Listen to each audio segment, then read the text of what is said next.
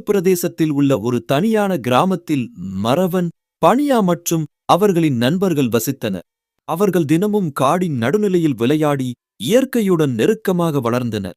ஒருநாள் குழந்தைகள் காட்டில் விளையாடிக் கொண்டிருக்கையில் மறவன், நாம் பெரிய மலைக்கு சென்று மேலே ஏறி காட்சிகளை பார்ப்போம் என்று சாகசம் முன்வைத்தார். பனியா மற்றும் மற்ற நண்பர்கள் சிறிது பயந்தனர். மலை அபாயகரமாக இருக்கலாம், நாம் சிக்கிக் கொள்ளலாம் என்றனர். ஆனால் மறவன் உறுதியான மனதில், நம்மை கவனமாக நடந்தால் இயற்கை எப்போதும் நம்மை பாதுகாப்பதில்லை என்றான்.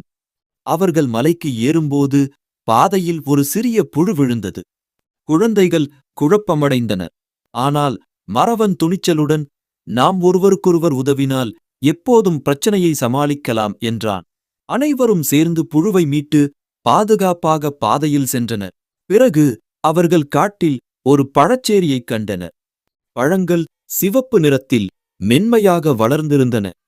சில நண்பர்கள் உடனே பழங்களை சாப்பிட ஆரம்பித்தனர். ஆனால் மறவன், நாம் எல்லா பழங்களையும் உடனே எடுத்தால் மரம் பாதிக்கப்படும். சில பழங்களை மற்றவர்களுக்கும் வைக்க வேண்டும் என்றான். நண்பர்கள் அனைவரும் அவருடைய வார்த்தைகளை பின்பற்றி பழங்களை பகிர்ந்து மகிழ்ந்தனர். அந்த நாள் பிற்பகலில் குழந்தைகள் காட்டின் அருகிலுள்ள நதிக்கரைக்கு சென்று நீர் தூய்மையாக்கம் செய்தனர். சில செடிகளை நட்டனர். மறவன் கூறினான், நம் இயற்கை எங்களுக்கே பாடம் கற்றுக் கொடுக்கிறது.